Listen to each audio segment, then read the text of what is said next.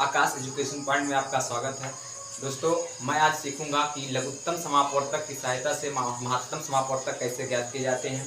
दोस्तों, मैं आज सिखाने वाला हूं आपको कि लासा से मासा कैसे ज्ञात किए जाते हैं। तो चलिए हम आपके सामने कुछ उदाहरण लेके आए हैं। लघुत्तम समापवर्तक महत्तम समापवर्तक की सहायता से ज्ञात करना सीखे। लघुत्तम समापवर्तक महत्तम समापवर्तक की सहायता से ज्ञात करना सीखे। साथियों, दो उदाहरण दिए हैं, हमारे पास दो उदाहरण हैं। इन्हीं दो के सहायता से हम लघुत्तम समापवर्तक को महत्तम समापवर्तक की सहायता से आसानी से ज्ञात कर ले जाएंगे। पहले नंबर हम ये जानेंगे कि लघुत्तम समापवर्तक लासा को बोलते हैं। लासा का पूरा नाम होता है लघुत्तम समापवर्तक और मासा का पूरा नाम होता है महत्तम समापवर्तक।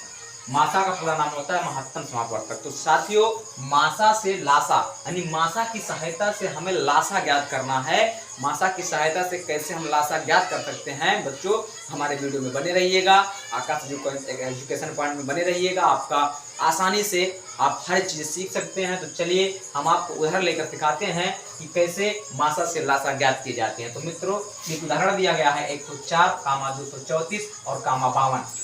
तो सबसे पहले हमें क्या करना है, इसका मासा से लासा लगाना। तो चलिए हम पहले इसका मासा लगाते हैं। इन तीनों संख्याओं का मासा ज्ञात करते हैं और मासा ज्ञात करने के बाद मित्रों हम इसका लासा किस तरह से ज्ञात करते हैं, सब बने रहिएगा और मजे से देखिएगा। तो चलिए क्या करते हैं, हम दो संख्याओं का भाग कर लेते हैं। पहले मासा निकालते हैं, इन दोनों संख्याओं से भाग करते हैं।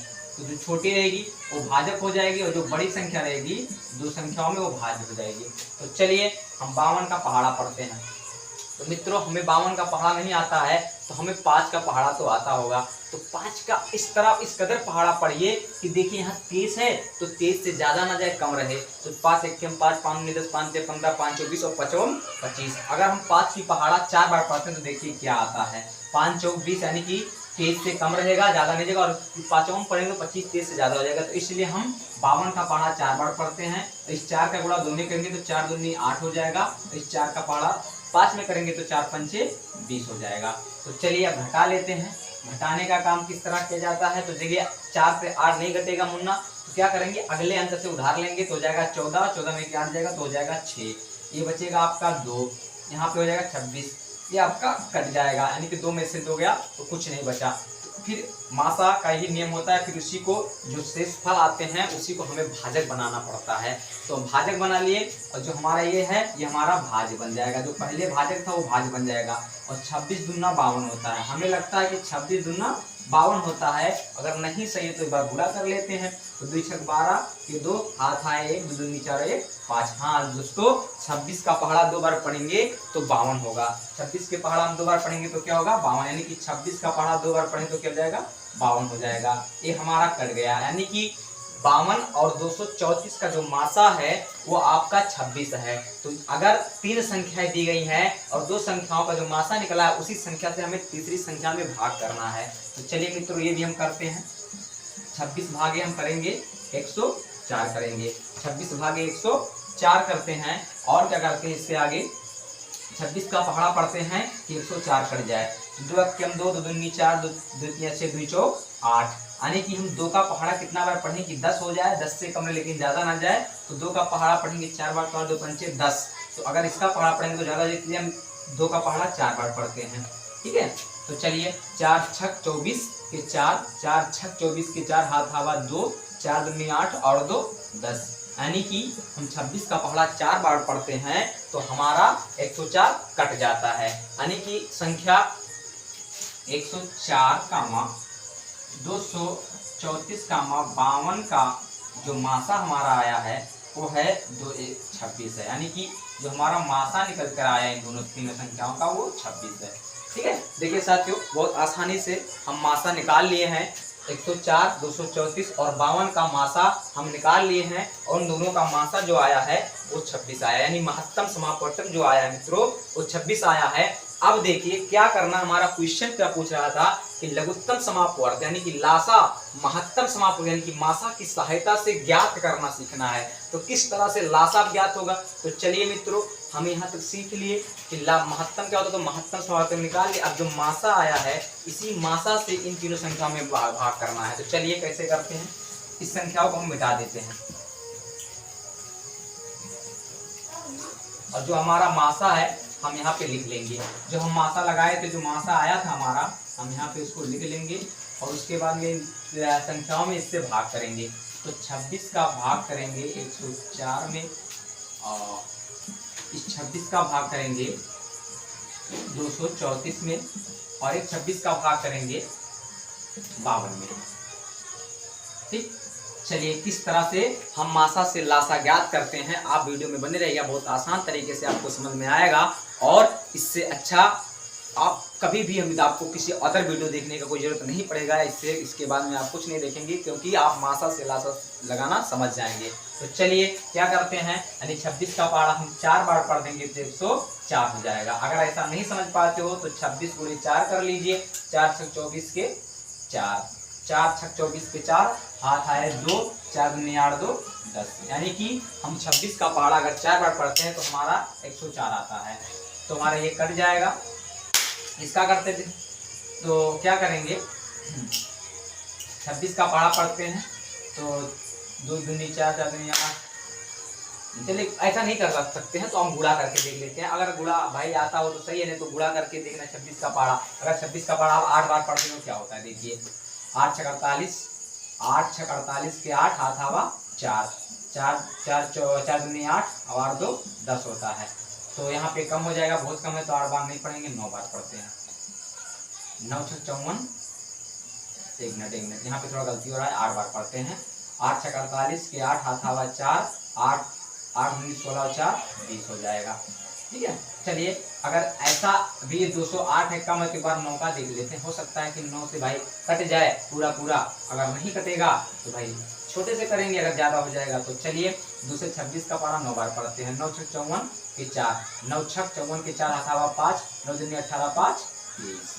ठीक है, तो 234, यानी कि हम 26 का पहाड़ा अगर 9 बार पढ़ते हैं तो हमारा कट जाता है, यानी कि पूरी रूप से भाग चला जाता है। तो ये भी हमारा कट गया साथियों। अब हम 26 का पहाड़ा 52 में करेंगे तो 26 दूना होता है हमारा 52। अब ये भी हमारा कट गया। देखो मित्रों, हमने सबसे पहले 104, 234 और 52 का मासा निकाला, और उसका मासा जो आया था वो हमारा 26 आया था। उसके बाद में इन 26 का हम सभी संख्याओं में भाग किए तो पूर्ण रूप से सभी संख्याएं कट गई हैं। अब हमें क्या करना है, इन जो हमारे भागफल आए हैं उस सभी भागफल का मित्रों हम लासा निकाल लेते हैं। जो हमारे भागफल आए हैं उस सभी भागफल का हम लासा निकाल लेते हैं। तो चलिए भागफल हमारे क्या आए हैं, तो चलिए हमारा इसमें यानी कि 104 में 26 का भाग किए थे तो हमारा ये देखो माइक फालतू गिर गया।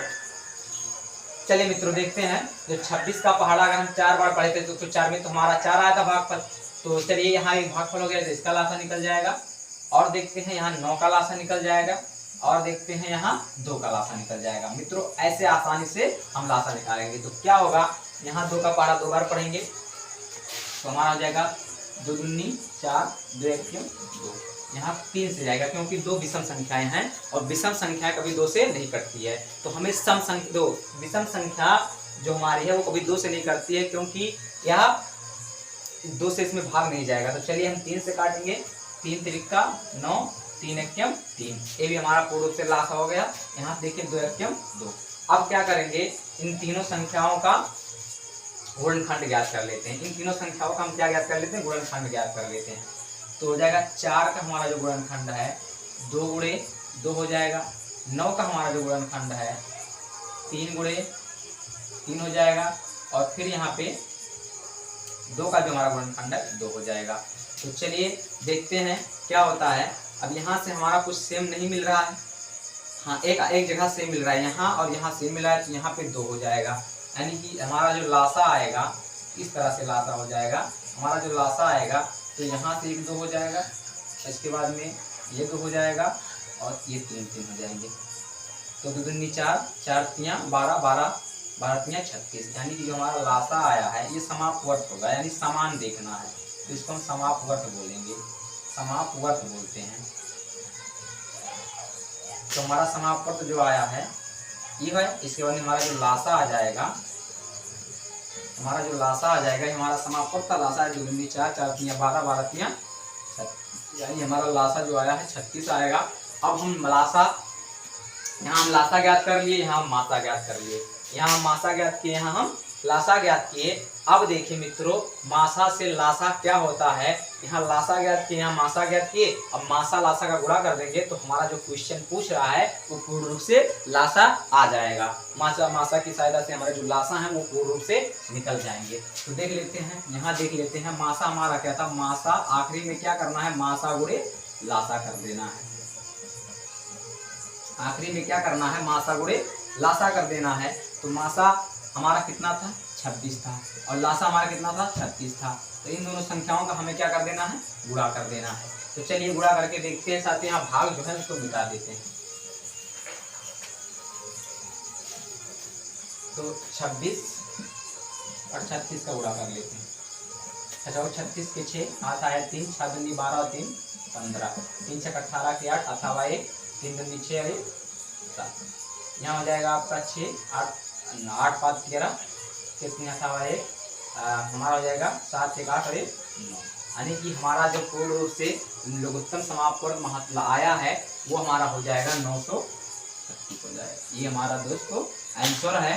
तो क्या करना था हमें पहले, ये मित्रों हमें समझना है। सबसे पहले अगर लासा को मासा की सहायता से अगर ज्ञात करना है तो सबसे पहले मित्र हम क्या करेंगे, हम भाषा निकालेंगे। जो संख्याएं दी रहेंगी उन संख्याओं का मासा ज्ञात करेंगे, और मासा ज्ञात करने के बाद जो भागफल उसमें मासा से तीनों संख्याओं में भाग करेंगे, और भाग करने के बाद जो भागफल आएगा उसका लासा निकालेंगे, और लासा का समापवर्ग निकालने के बाद हम मासा का गुणा लासा कर लेंगे और हमारा आंसर आ जाएगा। धन्यवाद, फिर मिलेंगे।